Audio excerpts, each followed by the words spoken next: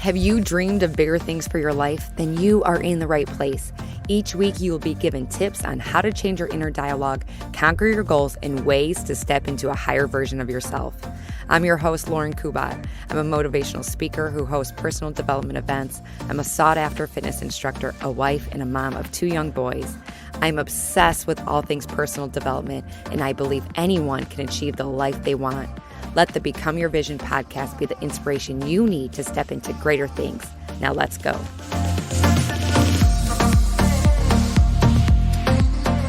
Hi, welcome back to the show. This is a solo episode. I haven't done a solo episode in a little while, and there's a few reasons why. Well, one is I'm planning this women's conference, Become Your Vision Women's Conference, happening September 26th in Mount Pleasant, South Carolina, and it has taken up a lot of my time. It takes tremendous amount of planning and just bandwidth to create this event. It's something that I'm constantly thinking about, how I can make this the best conference for women just like you listening to come to and feel just empowered to live the life that you truly want, to work on combating that critical inner voice that we all have. And so that has been taking up a lot of my time. It's fun. It is. I love this kind of stuff, planning this, but it's a lot of work. And then, my husband was gone. He had a work trip, so I'm not recording these when my husband's not gone, because what happens when he is away, something happens. When the kids get a fever, or they're waking up, or they're not going to bed on time. I'm like, I'm not going to fight that. I'm not going to stress myself out trying to record an episode when, the timing is off. And then there's also been a part of me that is, I sometimes get into these bits of just being kind of uninspired. Like, what am I going to talk about? And I still struggle with that. And to be honest with you, interviews, I've come to realize that interviews are my comfort zone, because I'm talking with somebody, there's conversation, and they'll say something, and then it'll just make me think of something else, and it's constantly going. With a solo episode, it is kind of weird. It's like I'm talking to myself, and even after this is 60th episode, something like that, it's something I'm still working on, being completely comfortable when I come on here and just being able to go on autopilot. So that's another reason I really haven't recorded. But when I thought about this tonight, I was like, if you only recorded episodes when you were at your 100%, you would never be recording. It's funny, actually, I hear our oldest son downstairs talking to my husband, so he's supposed to be in bed. So it's something like that, But it's true. If I only came on the mic when I was full of energy and super inspired, it wouldn't be very often. And that's kind of the lesson I want you to take out of this episode, is doing things even when you're not 100% in. Whatever goal you're working on, you're not always going to be motivated, and you're not always going to be super excited about it. There are things that I'm working at that I'll wake up one day and I'll be super excited, and that's all consuming, and it just seems like all of these things keep happening to promote this idea and live up to my expectations. And the next day nothing had happened, but the next day I'm not as excited. And if this sounds like you, that is totally normal. In the beginning of the year, it's just a way, a clean slate. You wake up January 1st and you're like, oh, it's a new year, a new opportunity to go after the life I want and plan new goals, and you're super excited. And then come February, March, you're like, why am I not excited anymore? And we think that there is something wrong with us when we're not as excited before, but I think that's just human nature. Some days we're super ready to go, and other days we're just like, eh. And those days are the ones that really count. The ones that you're like, ooh, I felt proud of showing up for myself even when I really didn't want to. And I heard a saying before, it's something along the lines of just being 1% better every single day. Just being 1% better every single day. I'm like, ooh, that's so good, because some days we're like, well, I can't even give my half today. And then if you think of your goals in terms of being 1% better than you were yesterday, it is way more manageable. And 1% better can come out in a few different ways. 1% better might be, okay, I'm going to skip the Frappuccino today at Starbucks, or I'm going to bring my lunch today. I'm going to pack my lunch the night before and my gym clothes, whatever, depending on what it is. And that is going to be my 1% better. My 1% better might be going to bed on time instead of scrolling Instagram. And that seems like really minuscule, but at the end of the day, sometimes we just want to zone out, and just scrolling Instagram or Facebook is so easy to do. But then an hour later, you're like, why did I watch all these stupid videos and memes? And then you're tired the next day because you didn't go to sleep on time. Or your 1% better might be pausing before you react. So if somebody at work ticked you off, or somebody cut you off in traffic, instead of honking right away, okay, I'm going to pause and before I react. And that can create a huge difference, because then you have the opportunity to figure out, is it really worth spending energy on getting upset when in reality it doesn't matter? And that's how I try to think of things, because when I get uninspired, this week especially, and everybody I've talked to, just super tired. I don't know, something in the air, but everybody's been like super tired, and you're not sad and you're not depressed, but you're not like super excited, just kind of like, it's a normal day, right? And I've had to make a list of things to do, and just saying to myself, how can you be 1% better today? How can you just do one of these things that will move the needle forward? And another thing I wanted to talk to you about today is, I don't know, there's this common theme that keeps coming up with the people I talk to, and it's the lack of confidence. And it just amazes me. The people that I know are so freaking talented and are so capable of having everything that they want come to fruition. The thing that is holding them back is the lack of confidence and the lack of confidence in their ability. What's another word for confidence? I don't know. I can't think right now. They don't believe that they are talented enough, smart enough. They lack the belief in themselves and their ability to do anything that will make their dreams come true. And it's like, I almost want to shake them and be like, you don't see what everybody else sees. But then it makes me pause, because I've only been on this personal growth journey for about 5 years.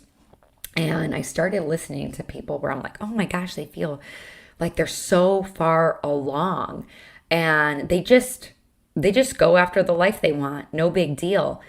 But it takes a really long time to get to that point. Even now, I'm like, I feel like I'm so much farther along than I was 5 years ago. And I have to stop and remind myself, like, this is not who you used to be. And when I talk to these people, I have to like almost look at them like myself and talk to myself from 5 years ago. 5 years ago, and it was this gradual change. It didn't happen overnight. And what I noticed is the thing that made the biggest difference is trying something and being okay with not being great at it right away. Whether it's, for example, like starting my business. I remember I first started my online personal training business probably about, I don't know, that was probably like 3 or 4 years ago, and I don't do it anymore. I realized like that is not my true passion. My true passion is speaking to you guys and working in person and having that face-to-face contact, whether it's on Zoom or whether I'm teaching group fitness classes or having events. So with my online personal training business, I was creating workouts and then sending in and doing like check-ins. But I realized that it wasn't giving me the excitement that I was looking for. And at times, like I thought I was a failure. Like I would, be working hard and creating these posts of, what I offer. And then I would get one like, or I wouldn't have a stream of clients at a time. And I'm like, oh, you're such a failure. Now I look back at that, I'm like, that was all part of the journey. And it was all preparing me for where I am at now. And I still have those days, but I know it's in the long haul. It is a process. It is not something that happens overnight. So if I share something, and I'm just going to be completely transparent with you, if I know that I have to talk about my women's conference coming up until I'm blue in the face. I have to talk about it almost every single day on my posts, on my stories, on here, because I heard before that it takes 17 points of contact with a person before it even registers to them what you're doing. So I know in order for people to know what I am offering, I need to talk about it. And it is something that I am so freaking passionate about, because I went to a conference and it completely changed my life. My first conference that I hosted, I know it changed lives, and I know the miracles that can happen in this event. And I know when I talk about this, there are going to be so many people that are like, why do I need this? What is personal growth? What's a women's conference? That it is so out of their understanding and why they need it. And that is why it's so important that I continue to show up and talk about it, even when I feel like everybody knows about this. There are people that still don't know about this, and it's important for me to talk about. And I'm mentioning this because you might have a business idea and you're just starting and you're thinking like, oh, nobody's as excited about this business as I am.